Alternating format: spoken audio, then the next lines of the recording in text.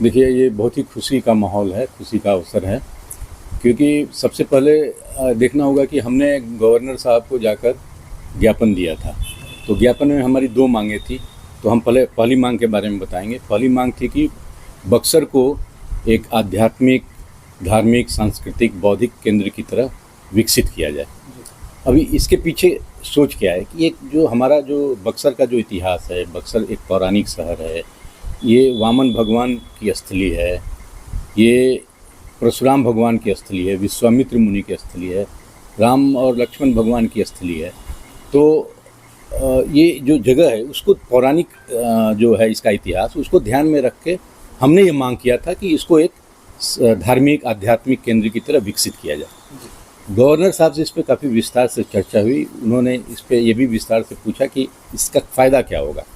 तो देखिए, एक बक्सर में लोग मांग कर रहे हैं कि यहाँ आईटी हब हो, इंडस्ट्री खुले, ये सारी मांगे हैं, और उसके पीछे मकसद है बेरोजगारी, कि रोजगार मिले लोगों को। अभी हमारे पास जो है वो अपनी ताकत को देखना होगा, उसको पहचानना होगा कि हमारे पास क्या रिसोर्सेज हैं, हमारा बैकग्राउंड क्या है, इसको सबसे पहले ध्यान में रखना होगा। अभी आईटी हब, और ये ठीक है, ये अपनी जगह पे ये मांग है, तो मैं इसके विरुद्ध में नहीं बोलना चाह रहा हूँ। मैं ये चाह रहा हूँ कि हम क्या कर सकते हैं। तो उस चीज़ को ध्यान में रख के हमने उनको बताया कि जैसे प्रयागराज का विकास हुआ, या आपको काशी का विकास हुआ, अयोध्या धाम का विकास हुआ, या उज्जैन का विकास हुआ, तो उसी पैटर्न पे इसको एक धार्मिक नगरी की तरह, एक सांस्कृतिक और आध्यात्मिक नगरी की तरह विकसित किया जाए। और उसके बाद हमने बक्सर में अभी कुछ दिन पहले सनातन महासम्मेलन करवाया। तो उसका भी उद्देश्य यही था कि बक्सर की जनता के सामने ये सारी बातों को रखें, सारी जनता को इस मुहिम में शामिल करें, जोड़ें। तो उसमें भी हमारी मांगे जो थी, एक प्रमुख मांग जो था, अन्य मांगों के अलावा एक प्रमुख मांग था कि बक्सर को एक आध्यात्मिक और धार्मिक केंद्र की तरह विकसित किया जाए। अभी आप देखिए कि अगर इसको हम प्रयागराज की तरह या अयोध्या की तरह अगर विकसित करते हैं, काशी की तरह, तो कितना सारा रोजगार उससे पैदा होगा। और मुझे लगता है कि केवल बक्सर का ही नहीं, पूरे शाहाबाद क्षेत्र को इसका लाभ मिलेगा, और शाहाबाद ही नहीं, पूरे बिहार को इसका लाभ मिलेगा। सर, तो आपका कहीं ना कहीं जो भी ये कार्यक्रम चल रहा है वो चुनाव से प्रेरित है, और कई ऐसे संगठन है, विश्वामित्र सेना एक संगठन है जो बिना किसी इसके आध्यात्म की ओर ले जा रही है। तो जनता क्यों आपको पसंद कर रहे हैं, और जनता तो आप क्या बताएंगे? नहीं, मैं जनता को पसंद करने के लिए सब आयोजन नहीं किया हूँ। जैसा आप जानते हैं, मैं सालों से लगा हूँ, क्योंकि मैं बक्सर के लिए मेरे मन में और दिल में जो जगह है, क्योंकि ये हमारी मातृभूमि है, समय से ये काफ़ी पीछे हम चल रहे हैं। यही क्षेत्र नहीं, बिहार से बहुत कुछ हो रहा है, बट वो पर्याप्त नहीं है, और भी बहुत कुछ करने की ज़रूरत है। तो उसको ध्यान में रख के, चूँकि मेरे अंदर ये फीलिंग है, मेरे दिल में, मेरे मन में ये चीज़ बसी हुई है कि हम बक्सर को आगे ले जाएं। तो अब देखना होगा हमारे पास क्या रिसोर्सेज हैं। बक्सर को आगे ले जाने की बात आपने कही, तो एक हम लोग के दर्शकों का सवाल जो है यहाँ आ रहा है। उन्होंने कहा कि जब आप सर्विस में थे तो आपका क्या योगदान था बक्सर के लिए, ये सवाल आ रहा है। हाँ, तो सर्विस में था, मैं सरकारी नौकरी में था, तो सरकार की नौकरी कर रहा था, तो देश के लिए उसमें योगदान कर रहा था। उसमें मैं क्या करता, सर्विस छोड़ के आके बक्सर के विकास में मैं कैसे लगता। मैं एक सर्विस में हूँ, तो सर्विस में मैं सरकार की नौकरी कर रहा था, तो उसमें मैं बक्सर के को दिमाग में मेरे हमेशा रहा। और मैं ऐसी बात नहीं, मैं स्टूडेंट था, तो जो भी हमारे प्रतिनिधि जाते थे दिल्ली में, मैं दिल्ली में पढ़ता था, स्टूडेंट था दिल्ली यूनिवर्सिटी में, और वहाँ में मैंने स्टूडेंट था, मैं ग्रेजुएशन किया, मास्टर किया, उसके बाद मैं वहाँ पे प्रोफेसर लेक्चरर भी था दिल्ली यूनिवर्सिटी। तो मैं जो भी यहाँ से प्रतिनिधि रहते थे उनसे मैं जाके मिलता था। उस समय रामानंद तिवारी जी थे जब मैं स्टूडेंट था, या के तिवारी जी थे, आपके चौबे जी थे, फिर उसके बाद में तो मैं सर्विस में आ गया था। तो मैं जाके उनसे बक्सर के लिए लड़ता था कि बक्सर को आगे बढ़ाइए, क्योंकि हम वहाँ के दर्द को झेले हुए हैं। बक्सर कितना पीछे चल रहा था, हमको अपने गांव जाने के लिए 10-10 किलोमीटर तक, 12 किलोमीटर पैदल चलना पड़ता था। तो उस दर्द को लेके मैं जाके मिलता था, मैं अपनी बातें रखता था।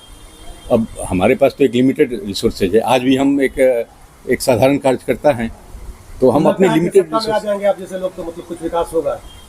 देखिए, सत्ता के लालच में या सत्ता पाने के लिए नहीं किया जा रहा है। बक्सर को आगे बढ़ाने के लिए जब तक हम आवाज़ नहीं उठाएंगे, बक्सर की सारी जनता मिलकर एक साथ नहीं आवाज़ उठाएगी, और उसी का परिणाम है जो आपने बोला ना कि 24 करोड़ 42 लाख रुपए के करीब जो खर्च का प्लान किया गया है सरकार के द्वारा, कि इसको एक आध्यात्मिक नगरी की तरह विकसित किया जाए, उसी की एक कड़ी है। तो हमारी मांग क्या है कि केवल ये हमारे लिए पर्याप्त नहीं है, हमारे लिए खुशी की बात है, लेकिन ये बहुत बड़ी खुशी नहीं है। बहुत बड़ी खुशी होगी जबकि जैसे पुनौरा धाम के लिए भी सरकार ने 1000 करोड़ रुपए के करीब प्लानिंग किया है खर्च करने की। तो बक्सर तो और भी बड़ा धाम है, बहुत बड़ी जगह है। हम ये नहीं बोल रहे हैं कि वो इसके चलते कोई छोटा और बड़ा की बात नहीं हो रही है, ये तो और भी इसका जो महत्व है, तो इसको 1500 करोड़ दिया जाए। तो किस तरह से 1000 करोड़ दिया जाए, 1500 करोड़ दिया जाए, ये तो किस तरह से, मतलब ये जो राशि मिलेगी अभी जो मिली है या फिर आप जो मांग कर रहे हैं, उससे किस तरह से बक्सर के लोगों का कल्याण होगा? हाँ, ये बहुत बड़ा क्वेश्चन है और ये सारे लोग मेरे से पूछ रहे हैं कि धार्मिक नगरी बना देने से या पैसा आ जाने से क्या होगा। देखिए, विकास के लिए सबसे ज़रूरी चीज़ जो है वो पैसा है। तो अभी हमारे माइंड में क्या है वो मैं बताना चाह रहा हूँ कि सबसे जो पहली ज़रूरत है, सबसे बड़ी ज़रूरत है बक्सर के लिए टाउन प्लानिंग। जब तक बक्सर का टाउन प्लानिंग नहीं होगा, बक्सर का समुचित विकास नहीं हो सकता है। ये बात मैं समय समय से उठाता रहा हूँ और मैं दबाव बनाता रहा हूँ। अभी मैं जो हमारे नए डीएम साहब हैं, अभी हाल में उनसे भी मिला था, तो उनसे बातें हुई इस पे विस्तार से कि आप पहले टाउन प्लानिंग कीजिए, जो भी आपके पास ऑफिसर्स अवेलेबल हैं उनको ये ड्यूटी दे दीजिए, टाउन प्लानिंग करें। वो मुझे उस समय कुछ उनकी व्यस्तता ज़्यादा थी, तो बोले कि आप आइए बाद में और इसमें डिटेल डिस्कस करते हैं। तो ऐसी धीरे धीरे चीज़ें आगे बढ़ती हैं, लेकिन टाउन प्लानिंग बहुत ज़रूरी है। बेतरतीब ढंग से शहर बढ़ रहा है और अभी जैसे मान लिया कोई इमरजेंसी आ गई, एम्बुलेंस की ज़रूरत है, नहीं पहुँच सकता, ऐसे बहुत सारी जगह हैं, रोड नहीं है वहाँ प्रॉपर। तो ये तो बेसिक ज़रूरत है। अब दूसरी बात आप और भी पूछे कि इससे लोगों को क्या फ़ायदा होगा। देखिए, एक धार्मिक केंद्र की तरह अगर विकसित होता है तो अब लोगों का टूरिज्म बढ़ेगा।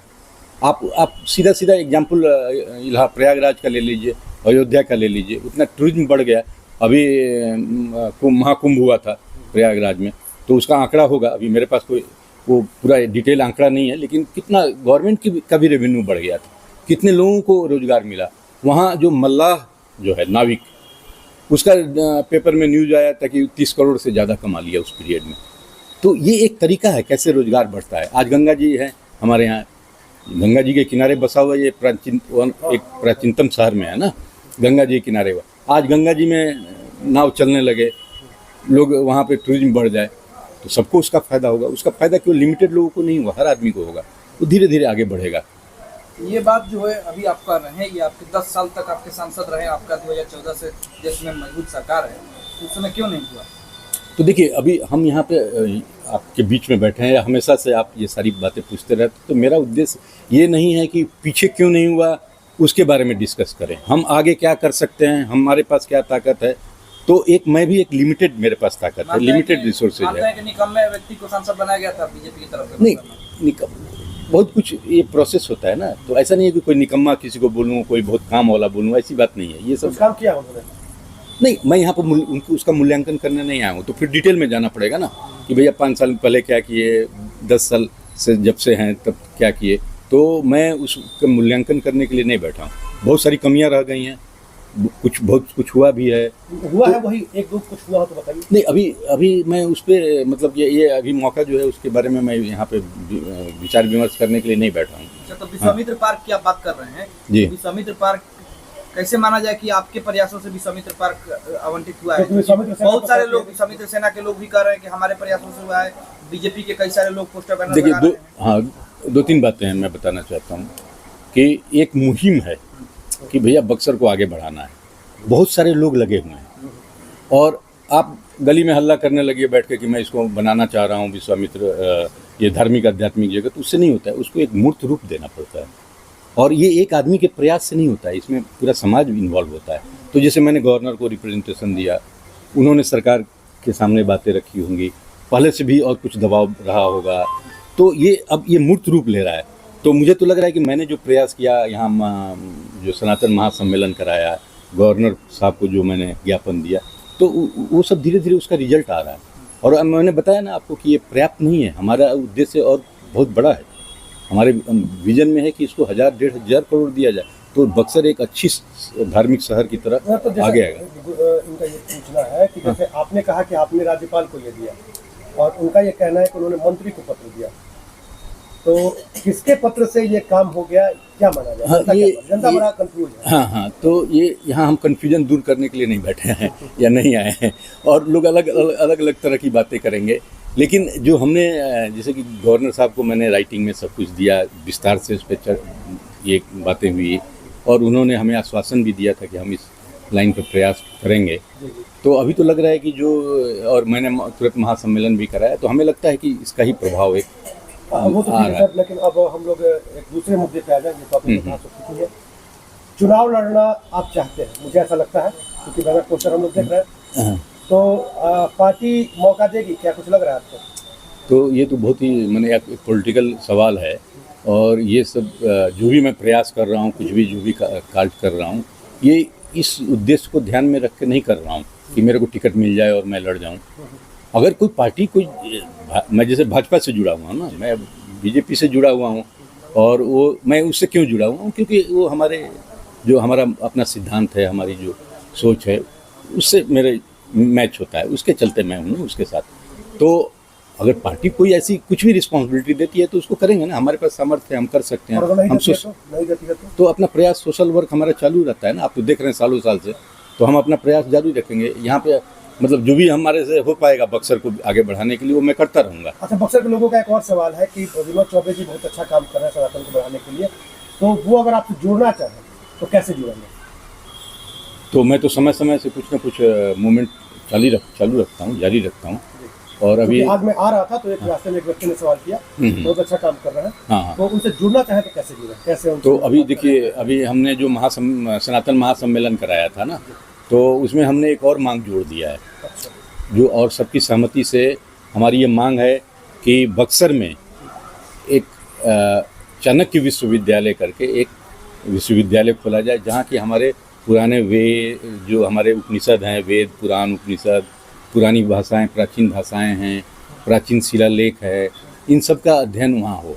जो एस्ट्रोनॉमी है, खगोल शास्त्र जिसको बोलते हैं, जो भी हमारे प्राचीन काल से संबंधित है, उसका यहाँ पे अध्ययन शिक्षा दी जाए और उसके लिए एक यूनिवर्सिटी बनाया जाए। ये अपने आप में एक यूनिक यूनिवर्सिटी वर्ल्ड में होगा। लेकिन एक मिनट, और उसको मैं केवल यूनिवर्सिटी नहीं, देखिए आप कैसे सही तरीके से सोचते हैं, ये बहुत ज़रूरी है। विजन क्या है आपका? तो हमने केवल नहीं बोला है कि यूनिवर्सिटी केवल बनाया जाए, यूनिवर्सिटी के साथ साथ एक रिसर्च सेंटर भी बनाया जाए। आप जैसे हमने मांग किया है कि उसमें उस यूनिवर्सिटी में पेड़ पौधों का स्टडी हो, जड़ी बूटियों का स्टडी हो, अध्ययन किया जाए। आज ऑर्गेनिक्स जो है उसकी तरफ वर्ल्ड बढ़ रहा है, तो रिसर्च सेंटर बनेगा तो उसको मूर्त रूप दिया जाएगा, उसको मतलब कि इम्प्लीमेंट किया जा सकता है, उसका यूज जो है वो समाज के लिए, लोगों के लिए किया जा सकता है। तो रिसर्च से जो रिजल्ट आएगा ना, वो ह्यूमन बीइंग के लिए, मैनकाइंड के लिए। मतलब विनोद चौबे जी अब दिखाई देते रहेंगे हमेशा? नहीं, हमेशा से दिखाई देता रहो। आप ये मत क्वेश्चन कीजिए और आप लोग मत कीजिए। आप तो देख रहे हैं कि मैं तो सालों साल से लगा हूँ। 2013 सर्विस छोड़ने के बाद 2013 से जुड़ गया, और मैं इसमें सर्विस छोड़ के आया। ये नहीं कि रिटायर हो गए और अब कुछ काम नहीं है तो चलो इसमें लग जाओ, क्योंकि मेरे मन में था, दिल में था। और जब तक देखिए आपके पास मन में और दिल में ये भाव नहीं रहेगा ना, तो न आपके पास इस तरह की कुछ करने की इच्छा आएगी, ना आपके पास ताकत आएगा, ना आपको आपके साथ आपकी ऑनेस्टी लोगों के सामने आनी चाहिए। आप ईमानदारी से लगे हैं, वो आना चाहिए। मैं कोई लोभ लालच में। एक आखिरी सवाल ये है, नहीं आखिरी क्यों अभी आपका तो और भी बहुत सारे। आखिरी सवाल ये है कि जिस तरह से आपने नौकरी छोड़ी है, वैसे ही पूर्व IPS आनंद मिश्रा ने भी नौकरी छोड़ी है। जी हाँ। और वो भी भाजपा में शामिल होना चाहते हैं, तो स्वागत करेंगे इस पे? अरे सब भाजपा ऐसी पार्टी है, वो मैं तो अपने दिल से स्वागत करूंगा, लेकिन ये निर्णय तो पार्टी का है ना, तो इसमें हम कुछ क्या बोलेंगे। और अगर कोई भी सर्विस छोड़ के कोई आता है, बक्सर को आगे बढ़ाने की मुहिम में शामिल होता है, बिहार को आगे बढ़ाने की मुहिम में शामिल होता है, तो निश्चित रूप से सबका स्वागत है। भाजपा तो ये पार्टी का निर्णय है ना। ये तो मैंने आपकी सरकार, आपके विधायक नहीं है यहाँ पे, क्या लगता है इस बार बीजेपी आई? नहीं, देखिए अभी भाजपा जो है ना, ये हमेशा देश हित को केंद्र में रख के, और मोदी जी के नेतृत्व में सारे काम हो रहे हैं। जो केंद्र में तो मोदी जी का नेतृत्व है, और जो देश हित को सबसे ऊपर रखा गया है। फिर हमारा जो समाज है, तो उसमें समाज के लोगों का सबका साथ, सबका विकास, सबका सहयोग, ये सब एजेंडा जो है ना, तो उसमें किसी वर्ग को छोड़ के नहीं करना है, उनका सबको साथ लेके करना है। तो वो एक अच्छी मुहिम है। और अब देखिए, जीतना और हारना ये इसमें जो है वोट की राजनीति होती है। हाँ, तो लोग 100% आएंगे। और उसके पीछे मैं कारण बताता हूँ कि जो सरकार की जितनी योजनाएं हैं धीरे धीरे लोगों तक पहुँच रही हैं, लोगों को मालूम पड़ रहा है, लोग एहसास करने लगे हैं कि उसका फ़ायदा उनको मिल रहा है। तो इसके चलते जनता का समर्थन जो है वो भाजपा को निश्चित रूप सरकार जो आप राज्य में मिलेगा। है, विकास कर रही है। आप नहीं देख रहे हैं कि आप भी तो समाज तो हम लोग देख- आप केवल पत्रकार तो नहीं हैं, आप तो एक इंसान भी हम लोग देख रहे हैं, हैं आप विकास। बक्सर के रहने वाले भी विकास हैं। देख रहे हैं कि जासोना गांव जगदीशपुर होते हुए तो मैं- तो जाने वाली सड़क खराब है। खराब है ना। हम लोग विकास देख हाँ, रहे तो हैं कि मैं भी देख रहा हूँ कि पटना से बक्सर आने में जो 5-6 घंटे 8 घंटे लग जाते थे, 5-6 घंटे 8 घंटे लगते थे ना। हब बन गया है। रुक जाइए, तो 5-6 घंटे, मैं उसका भी जवाब देता हूँ। 5-6 घंटे लग जाते थे ना, 8 घंटे लग जाते थे। कोयलर ब्रिज पे 2-2 4-4 घंटे फंसे रहते थे। तो वो क्या विकास का पैमाना नहीं है। पहले बिहार में हम सेकंड में ऊपर चले जा रहे हैं इतना। एक मिनट रोड कंप्लीट नहीं हुआ है, देखिए- दो जगह टोल लग रहे हैं सर। देखिए, एक्सीडेंट जो हो रहे हैं ये सब तो एक लार्जर स्केल पे इसका जवाब नहीं, देंगे। जहाँ पर जवाब मैं एक देना है, कार्यकर्ता वहाँ के पर रूप में मैं जो करिएगा। समझ में आ रहा है वो बता रहा हूँ आपको कि आपने जासों की बात किया तो रोड खराब हो रहे हैं। देखिए, उसमें तो लोकल जो विधायक हैं उनको भी पहल लेना चाहिए। और इतनी लोगों को इतनी वहाँ पे विधायक जी का दिक्कतें हो कहना रही है हैं। कि फंड में पैसा है और जब भी मांग रहे हैं ना, बोल रहे हैं निर्माण कराओ, तो बोला जा रहा है कि सरकार ने रोका तो है। दबाव डालिए ना सरकार के ऊपर। अगर आपको लगता है तो कि सरकार की ओर से कमी है तो आप दबाव डालिए ना। आप डालिए। मैं भी एक कार्यकर्ता के रूप में मैं चाहूँगा सरकार करे, इसमें एक्शन ले। लेकिन जो अभी विधायक है लोगों का उनकी ये कहना है कि बीजेपी केवल हवाई बातें करती है, बीजेपी केवल देश हित और राष्ट्र हित कहते रह जाती है, लोकल मुद्दे गौण हो जाते हैं चुनाव में। तो इस तरह से क्या आप आएंगे? नहीं, आप हवाई की बात कर रहे हैं ना। तो हवाई से ध्यान में आ रहा है कि देखिए कितने सारे एयरपोर्ट खुल गए। बक्सर में नहीं खुला। पहले बक्सर में, वही तो मैं इसलिए तो आ रहा हूँ कि भाई यहाँ भी वो सुविधा दिया जाए। आज देखिए, पहले इलाज कराने के लिए लोगों को कहाँ जाना पड़ता था? दिल्ली एम्स में, मुंबई, वेलोर और कहाँ। आज एक कम से कम एम्स खुल गया यहाँ आपका पटना में। तो लोगों को भाग के तुरंत दिल्ली नहीं जाना पड़ रहा है, पटना जा रहे हैं। लेकिन हमारी क्या मांग है कि बक्सर में ही सारी सुविधाएं हों। जो हमारा यहाँ अस्पताल है वहीं पे सारी सुविधाएं हों, हर चीज़ का, हर बीमारी का इलाज होना चाहिए, हर इक्विपमेंट्स होना आप चाहिए। सरकार है, फिर हाँ। भी आप मांग ही कर रहे हैं, करा क्यों नहीं दे रहे हैं? मैं सरकार, मैं तो एक कार्यकर्ता हूँ ना। सरकार है तो सरकार हाँ, आपकी है तो ना। मांग कर रहे हैं ना। इसी तरह धीरे धीरे होगा ना। पीछे कुछ लोगों ने मांग किया तो कुछ सुधार हुआ। अब एकदम बिल्कुल आप 100% एकदम सब नहीं हो कुछ सकता है। सब कहीं देखिए, हमेशा ज़रूरत बनी रहेगी। तो हमारी क्या जवाबदेही है कि एज ए सिटीजन बक्सर के होने के चलते हमारी जो यहाँ कमियाँ हैं उसको उजागर करके उसको मांग करना चाहिए। अगर सरकार से जब कमियाँ रहेंगी तभी तो सरकार की ज़रूरत है ना कि उसको व्यवस्थित करें। तो हम मांग कर रहे हैं, उसको आगे बढ़ा रहे हैं। और अभी आपने हमने जो ये किया था उसमें 2-3 चीज़ें मेरी छूट गई हैं। एक हमने मांग किया था कि पंडित पुजारियों और पुरोहितों की जो आर्थिक दयनीय हालत है, उनकी जो आर्थिक हालत है बहुत ही दयनीय है। तो उनके पास कुछ और रोजगार का माध्यम नहीं रहता है। तो हमने ये भी गवर्नर साहब से मांग किया था कि और कुछ देश के कुछ और राज्यों में दिया जा रहा है तो उनको कुछ मंथली भत्ता दिया जाए, जिससे कि वो जो इतनी ख़राब हालत में है तो उनको एक सपोर्ट मिले सरकार की ओर से। और ये सरकार जो है वो काफ़ी संवेदनशील सरकार है। अभी देखिए जो पेंशन बढ़ाया, तो हमारी मांग है कि उनको भी कुछ न कुछ मासिक भत्ता दिया जाए। हमने गवर्नर साहब के पास जो रिप्रेजेंटेशन दिया था तो उसमें 25 से 30 हज़ार रुपया मंथली मांग किया था जितने। और एक और मांग जो है वो जितने भी मंदिर हैं यहाँ पे, तो मंदिर मठ जो जैन धर्म से संबंधित हो, बौद्ध धर्म से या हिंदू धर्म से या सिख धर्म, तो उनका सर्वे कराया जाए। फिर से सर्वे हुआ है, उसमें 2,500 रजिस्टर्ड मंदिर दिखा रहे हैं और 2,500 अनरजिस्टर्ड। तो उसका फिर से सर्वे कराया जाए, क्योंकि अभी रजिस्टर्ड का तो मेरे पास एग्जैक्ट आंकड़ा नहीं है, लेकिन ये आदमी महसूस कर सकता है कि 2,500 तो केवल बक्सर ज़िले में ही हो जाएगा। तो सबका पूरा विस्तृत वर्णन किया जाए, उसका स्ट्रक्चर क्या है, उसकी ज़मीन कितना है और वहाँ पंडित पुजारी कौन है। तो इस तरह उसका फिर से सर्वे करा के और उसको रिकॉर्ड में लाया जाए।